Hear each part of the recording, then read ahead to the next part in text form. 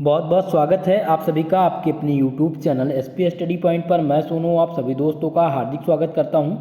दोस्तों आज की ये क्लास आप सभी के लिए बहुत ही ज़्यादा इम्पॉर्टेंट होने वाली है, क्योंकि आज की इस क्लास में हम डिस्कस करेंगे BSc सेकेंड ईयर केमिस्ट्री का नया सिलेबस।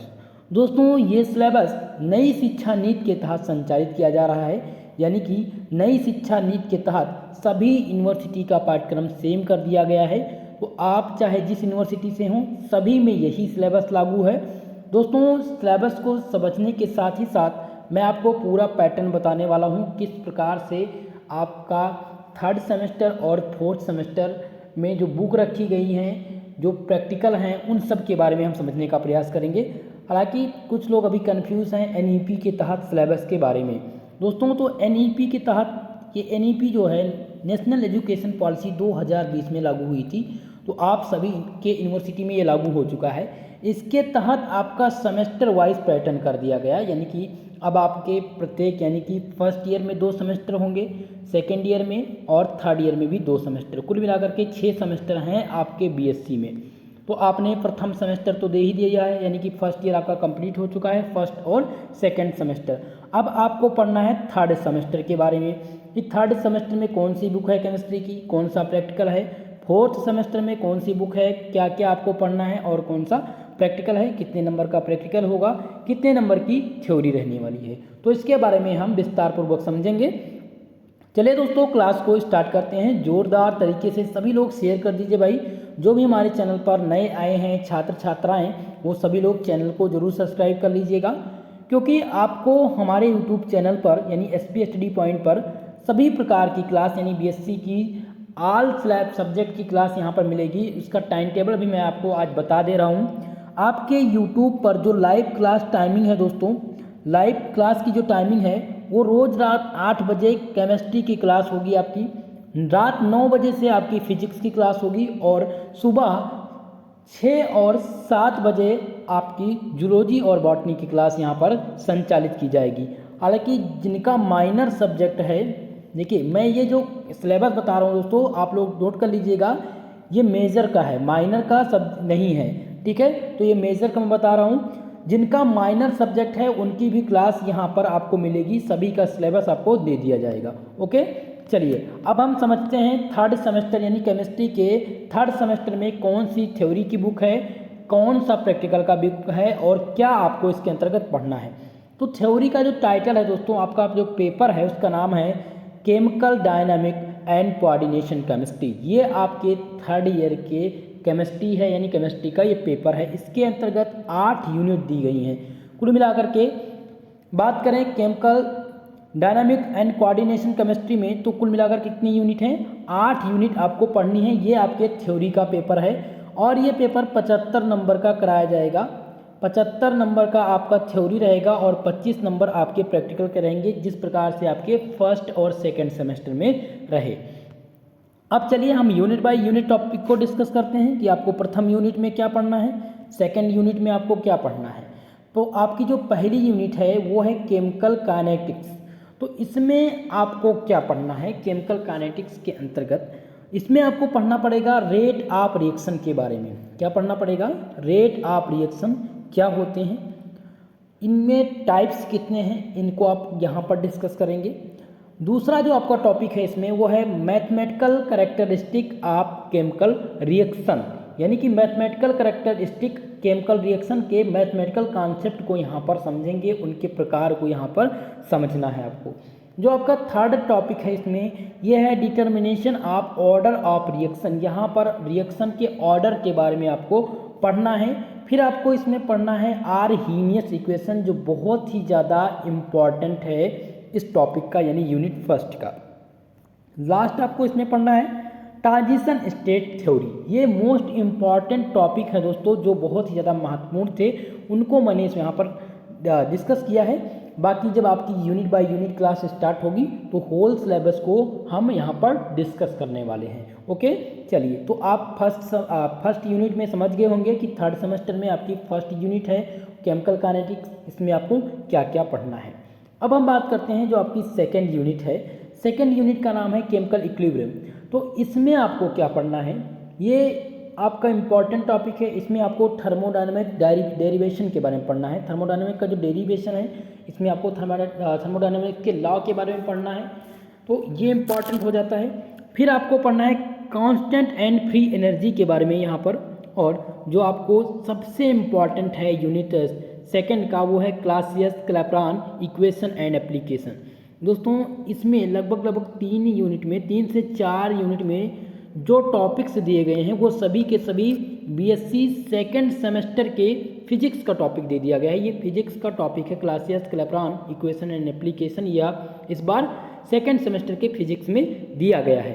ओके, चलिए अब हम थर्ड यूनिट को डिस्कस करते हैं कि थर्ड यूनिट में आपको क्या पढ़ना है। तो जो आपकी थर्ड यूनिट है वो है फेज इक्विलिब्रियम।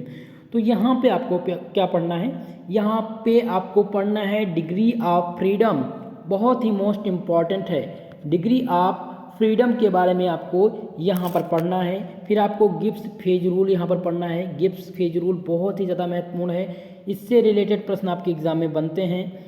नेक्स्ट आपका है phase equilibrium of one compound. यहाँ पर वन कंपाउंड के बारे में, फेज इक्विलिब्रियम के बारे में आपको एनालिसिस करना पड़ेगा। जो आपका नेक्स्ट टॉपिक है वो है water and CO2 system. Water and CO2 system जो है वो क्या होता है, इसमें किस प्रकार से पानी के बारे में आपको पढ़ना पड़ेगा, और CO2 यानी कार्बन डाइऑक्साइड सिस्टम किसके अकॉर्डिंग, यानी कि फेज इक्विलिब्रियम के सिस्टम के आधार पर आपको पढ़ना पड़ेगा वाटर और CO2 सिस्टम में।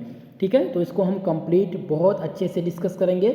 चलिए अब आपकी जो चौथी यूनिट है उसका नाम है काइनेटिक थ्योरी ऑफ गैसेस, जो बहुत ही मोस्ट इम्पॉर्टेंट है, और ये टॉपिक आपने 12th में भी पढ़ा होगा। तो आपका जो पहला टॉपिक है दोस्तों यूनिट 4 का, वो है गैसियस स्टेट। गैसियस स्टेट के बारे में आपको यहाँ पर पढ़ना पड़ेगा। फिर आपको जिसके अंतर्गत पढ़ना है, यानी यूनिट 4 के अंतर्गत मॉलिक्यूलर वेलोसिटी के बारे में यहाँ पर आपको पढ़ना है। क्रिटिकल फिनोमेना क्या होते हैं, क्रिटिकल फिनोमेना क्या होते हैं, इसके बारे में आपको पढ़ना है। दोस्तों सिलेबस जो मैंने दिया है वो केवल और केवल इंग्लिश लैंग्वेज में है, लेकिन मैं आपको बता दे रहा हूँ, अब आप इंग्लिश से अवगत हो जाइए, हिंदी को आप थोड़ा कम कर दीजिए। हालांकि जो आपकी क्लास चलेगी वो हिंदी और इंग्लिश दोनों लैंग्वेज में होगी। ठीक है, चलिए यूनिट अब 5 जो आपकी है वो है लिक्विड स्टेट। अब लिक्विड स्टेट बहुत ही ज़्यादा इम्पॉर्टेंट है, 5वीं यूनिट बहुत ही ज़्यादा मोस्ट इम्पॉर्टेंट है आपकी। यहाँ पर दोस्तों आपको पढ़ना है इंट्रामॉलिक्यूलर फोर्स। इंट्रामॉलिक्यूलर फोर्स क्या होते हैं, इनमें किस प्रकार से इसकी जो प्रक्रिया है वो कहाँ कहाँ पर अप्लाई होती है, ये कहाँ कहाँ पर लगाए जाते हैं, इसके बारे में आपको यहाँ पर पढ़ना होगा। फिर आपको पढ़ना है लिक्विड, सॉलिड और गैस के स्ट्रक्चर के बारे में, डिफरेंस और क्लासिफिकेशन, यानी कि सॉलिड का स्ट्रक्चर किस प्रकार से बनेगा, इसमें यानी तीनों में विभेद किस प्रकार से करेंगे, और इनका क्लासिफिकेशन कैसे किया गया है, इसके बारे में आपको यहाँ पर विस्तृत जानकारी के साथ पढ़ना है। पूरा का पूरा ये लिक्विड जो स्टेट है, यानी कि 5वां जो है आपका, वो बहुत इम्पॉर्टेंट है।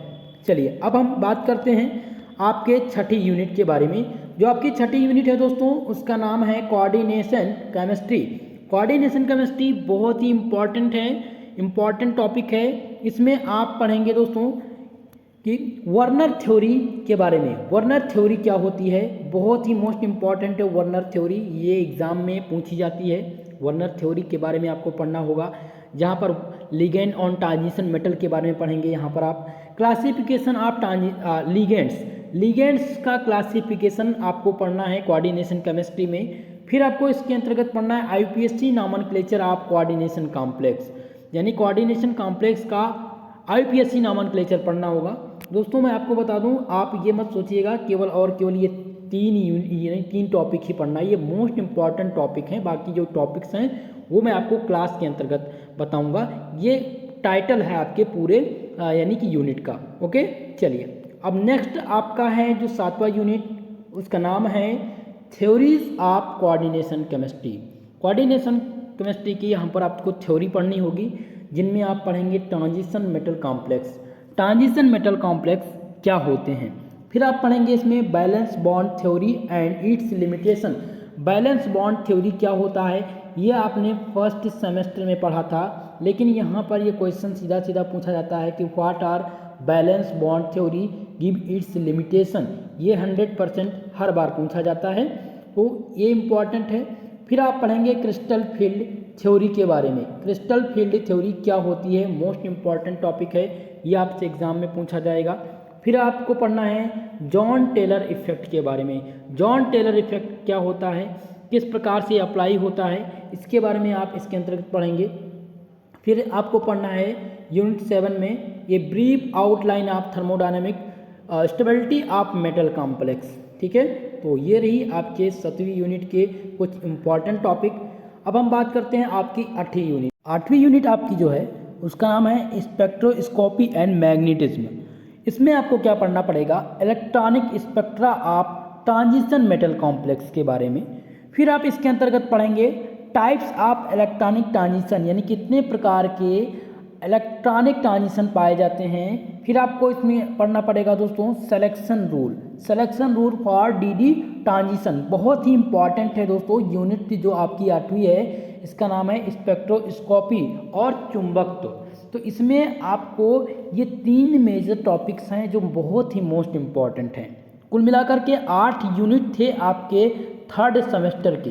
तो 3rd सेमेस्टर का पूरा सिलेबस मैंने बता दिया है, आशा करता हूँ आपके समझ में आया होगा। अगर आपका कोई क्वेश्चन है, कोई भी दिक्कत है तो आप कमेंट सेशन में कमेंट करके पूछ सकते हैं, आपके कमेंट का जवाब दिया जाएगा। दोस्तों जो आपके 3rd सेमेस्टर का प्रैक्टिकल है उसका नाम है फिजिकल एनालिसिस। फिजिकल एनालिसिस से कुल मिलाकर के आपको 25 नंबर मिलने हैं और 75 नंबर आपके थ्योरी के मिलने हैं। ठीक है, तो आपको पता हो गया कि यानी कि 3rd सेमेस्टर में केमिस्ट्री में पढ़ना क्या है, फिर आपका प्रैक्टिकल क्या है। अब हम बात करते हैं आपका जो 4th सेमेस्टर है, 2nd ईयर का जो 4th सेमेस्टर है उसमें आपकी थ्योरी की बुक क्या है। तो थ्योरी की जो बुक रखी गई दोस्तों, मेरी थ्योरी का जो बुक का टाइटल है वो है quantum mechanics and analytical technique. तो इसमें आपको क्या पढ़ना होगा, ठीक है। इतनी बात तो आप जान रखिए। कुछ लोग को तो यही नहीं पता है कि आपके जो है 3rd यूनिट में क्या दिया गया है, 4th यूनिट में क्या टॉपिक है, तो ये आपको पता होना चाहिए। इसीलिए मैंने आपको टॉपिक्स के बारे में बता दिया यूनिट के साथ साथ। अब आपकी जो 4th यूनिट है दोस्तों, यानी माफ़ करिएगा 4th जो सेमेस्टर है आपका, 4th सेमेस्टर में आपकी जो बुक रखी गई है वो quantum mechanics and analytical technique रखी गई है। इसके अंतर्गत भी 8 यूनिट हैं। कुल मिलाकर कितनी यूनिट हैं, 8 यूनिट आपको इसके अंतर्गत पढ़ने हैं। अब इसमें आपका जो पहला यूनिट है दोस्तों उसका नाम है एटॉमिक स्ट्रक्चर। एटॉमिक स्ट्रक्चर के बारे में आप 1st यूनिट में पढ़ेंगे कि एटॉमिक स्ट्रक्चर आपने 12th 11th और 12th में बहुत अच्छे से पढ़ा होगा। ये बहुत ही इम्पॉर्टेंट है, आपका 1st यूनिट है, तो इससे रिलेटेड प्रश्न भी बनते हैं। आपका इसमें जो 2nd यूनिट है वो है elementary quantum mechanics. Elementary quantum mechanics आपको पढ़ना है। फिर आपको पढ़ना है दोस्तों मॉलिक्यूलर स्पेक्ट्रोस्कोपी। मॉलिक्यूलर स्पेक्ट्रोस्कोपी क्या होती है, इसमें आप क्या पढ़ेंगे, इसके अंतर्गत पढ़ेंगे स्पेक्ट्रोस्कोपी का पूरा टॉपिक जो आपको जब आप एमएससी करेंगे दोस्तों, तो एमएससी में एक बुक ही होती है स्पेक्ट्रोस्कोपी की। ठीक है, तो आप इसके बारे में पढ़ेंगे। फिर आप 4th जो आपका यूनिट है उसका नाम है यूवी विजिबल स्पेक्ट्रोस्कोपी। ठीक है, ये आपका टॉपिक है। 5वीं जो यूनिट है दोस्तों उसका नाम है इंफ्रारेड स्पेक्ट्रोस्कोपी। इंफ्रारेड स्पेक्ट्रोस्कोपी क्या होता है, किस प्रकार से इनमें ट्रांजिशन मेटल का अप्लाई किया जाता है, और साथ ही साथ ये किस प्रकार से इंफ्रारेड यानी कि इसका जो एनएमआर पीक बनता है, एनएमआर स्पेक्ट्रा बनता है, उसके बारे में हम यहाँ पर डिस्कस करेंगे। जो आपकी 6वीं यूनिट है दोस्तों वो है यूनिट 6 HNMNR स्पेक्ट्रोस्कोपी, यानी जिसे PMR के नाम से जानते हैं, PMR स्पेक्ट्रोस्कोपी के नाम से जानते हैं इसको। जो आपकी 7वीं यूनिट है दोस्तों वो है इंट्रोडक्शन टू मास स्पेक्ट्रोस्कोपी, बहुत ही मोस्ट इम्पॉर्टेंट है। और 8वीं यूनिट आपकी रखी गई है सेपरेशन टेक्निक्स के बारे में। तो इसमें केवल और केवल मैंने आप लोग को जो है पूरा सिलेबस बता दिया है कि कौन कौन सी यूनिट है, क्या क्या आपको पढ़ना है इसके अंतर्गत। अब इसका जो होल सिलेबस है वो मैंने आपको डिस्कस कर दिया।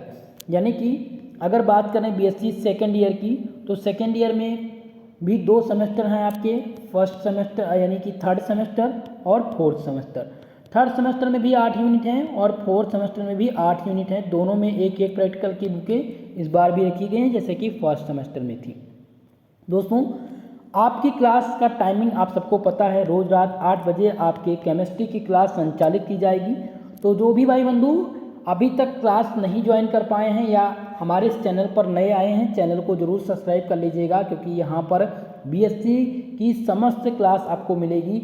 आप सभी लोग देखिएगा, फर्स्ट सेमेस्टर में जितने लोग भी हमारे साथ फर्स्ट और सेकंड में जुड़े हुए थे उन लोग को इस चैनल से बहुत ही ज़्यादा हेल्प मिली है। आप लोग को बिल्कुल यहाँ पर फ्री में क्लास मिलती है, बिल्कुल फ्री में आपको कंप्लीट पीडीएफ दिया जाता है, नोट्स दिया जाता है। तो आप सभी लोग हमारे साथ जुड़िएगा। इसका पीडीएफ आपको टेलीग्राम चैनल पर प्रोवाइड हो जाएगा।